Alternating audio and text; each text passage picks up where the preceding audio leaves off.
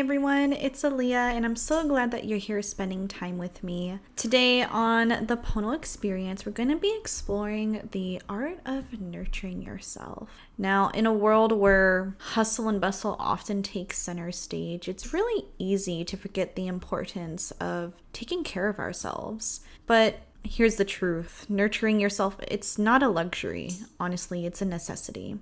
Where do we begin? How can we be Pono in balance and harmony with ourselves to nurture our minds, our bodies, our spirit, and our souls, from setting boundaries to engaging in activities that we truly love and enjoy? I'm going to walk you through a few practical ways to care for yourself. So let's get comfy, relax, and get ready to connect to yourself through the body, mind, and spirit and live Pono. So we got to start with embracing self-love. Loving yourself goes honestly beyond the self-care rituals, the journaling, although those are amazing tools to implement into your daily lives. But embracing self-love really means starting with the self, embracing who you are, recognizing your worth, acknowledging your strengths, and embracing the fact that you are human. You make mistakes. We have imperfections, right? So self-love is to truly be kind to yourself, even in moments of struggle, and giving yourself grace and forgiveness. It's about treating yourself with the same care and love and compassion that you would offer to a close friend, your children, your parents, your spouse. By embracing self-love, you can create a nurturing foundation from which you can grow and thrive. It's really easy to overlook the importance of really nurturing yourself. In today's society, self-care is honestly now viewed as more of a luxury rather than a necessity. Taking care of yourself, it's not just a nice to have, and it's not being selfish either. It's a must for your overall well-being. As a mother and a wife, I completely understand how easy it is to really put your own needs on the back burner while trying to prioritize everyone else. The guilt of taking time for yourself, the never-ending to-do lists, the numerous responsibilities, the high expectations of needing to play your role as a mother, a daughter, a sister, a friend, a wife, and the lack of support can really make you feel pretty shitty for wanting time for yourself. And the same goes for men. The pressure to be masculine enough, the pressure to be the provider of the household and to be that security for your family and ensure that your family is taken care of. Men go through the same exact thing as women do. Too often we get stuck on this hamster wheel. We get caught up in the hustle and bustle, the trying to meet the external pressures and the demands of society that we forget to love, we forget to nurture, we forget to have fun, we forget to simply just be in the present. But honestly, there are no excuses when it comes to self-care. You need to release the guilt. Give yourself permission to prioritize your well-being. That means making intentional choices that support your physical, mental, and your emotional health. Think of it like this. Think of yourself as a little flower bud. We are all little flower buds on this earth on our own journey to bloom into a beautiful flower.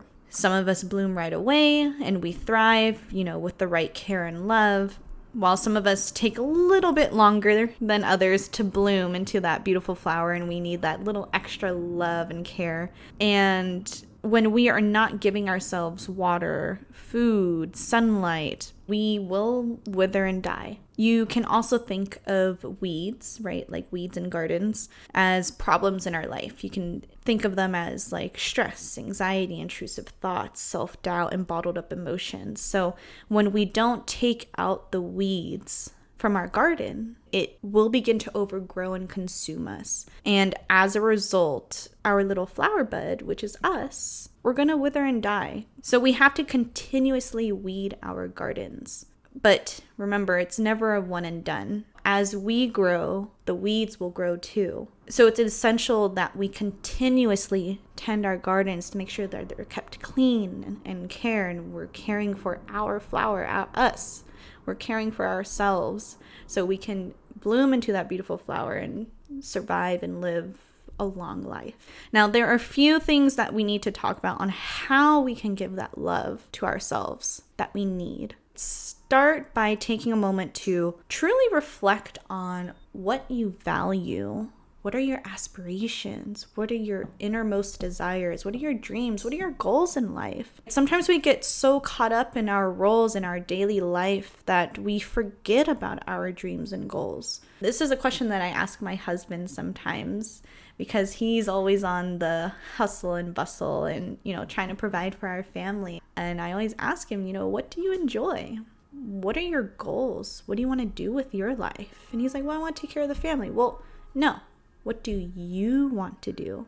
Like, if we were never in the picture, ask yourself, what is something that you love to do? As everyone should ask that question, because we are all human and we all have our own individual desires. So don't be so hard on yourself. By living your best life, doing things that you love and enjoy, you will inspire others to do the same, to wake up and to live up to their own potential. And honestly, the world needs more of it. We don't have enough people going out and doing what they love to do, what they're passionate to do.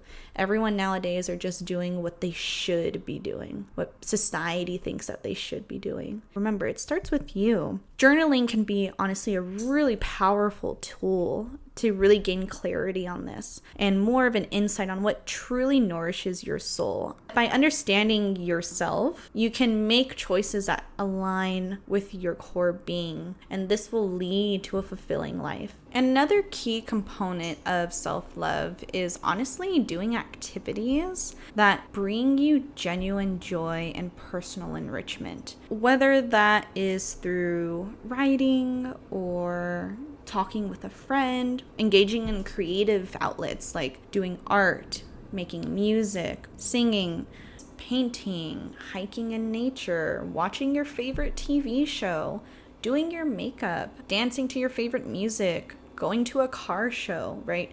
Prioritizing activities that truly light you up is essential for nurturing yourself.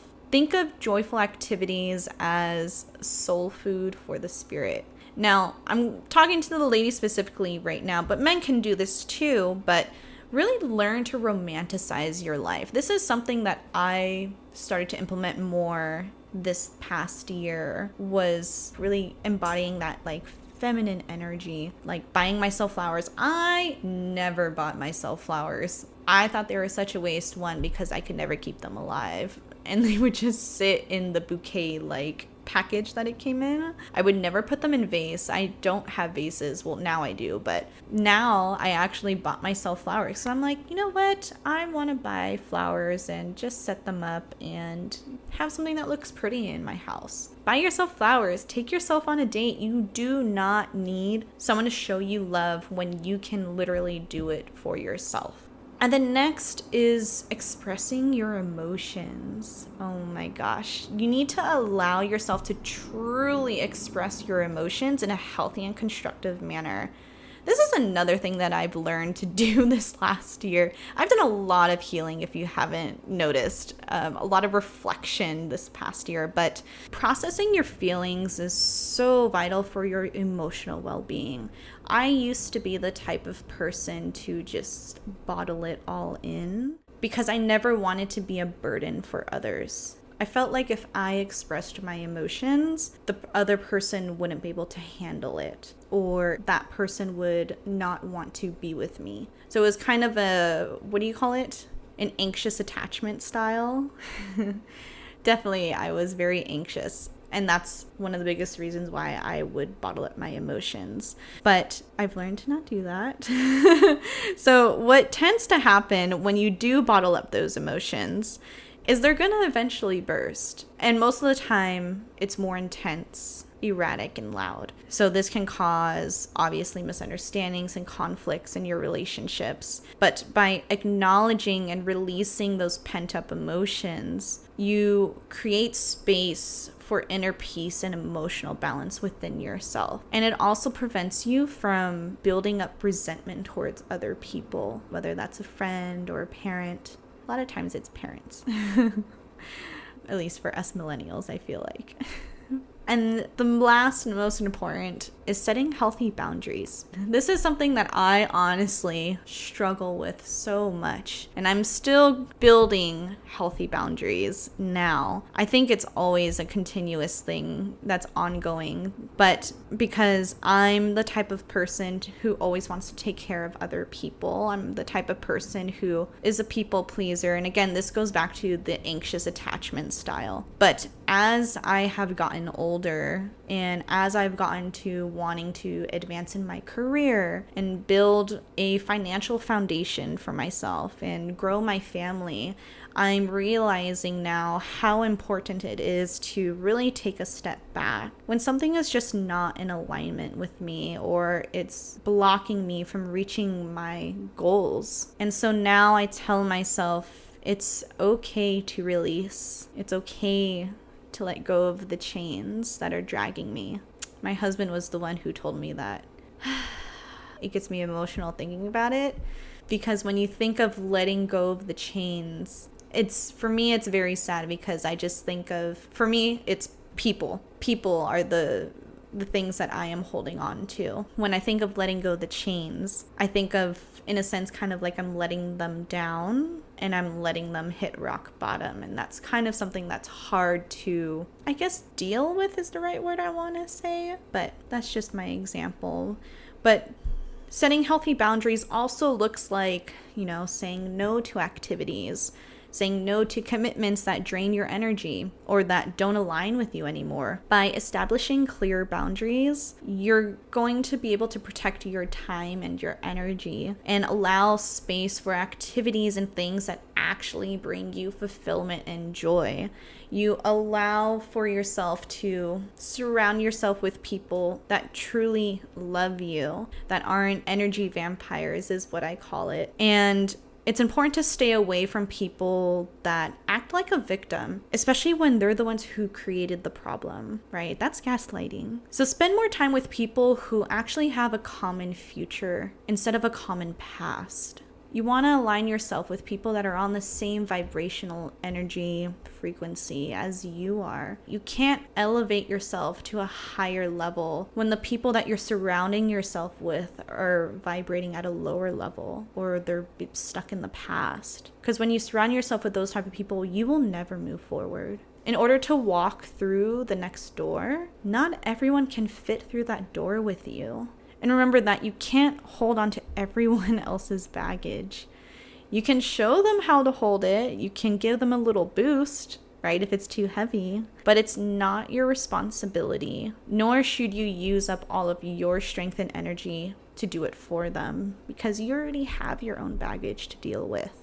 Just remember that you deserve to be taken care of just as much as anyone else. So I challenge you to do one thing for yourself today, and whether it's taking a quiet walk outside by yourself, enjoying your favorite cup of tea or coffee, or just sitting in silence in the sunlight, do it with love and intention, because you are deserving of receiving all of the love and care that you give to others back to you. So embrace self-love, compassion, and nurture yourself and apply it to your life every day, and you will see how much your life will transform, not just within yourself, but within your relationships as well. With that said, thank you so much for being here with me today. If I made any kind of positive impact for you, please rate, review, and subscribe on your favorite podcast app. And hey, if you have any thoughts, questions, ideas, or maybe you want to see more uplifting and impactful content, Be sure to connect with me on TikTok, Instagram, and you can also watch the full podcast video on YouTube. So keep those good vibes flowing, stay connected to yourself, and keep living Pono. With aloha, Alia.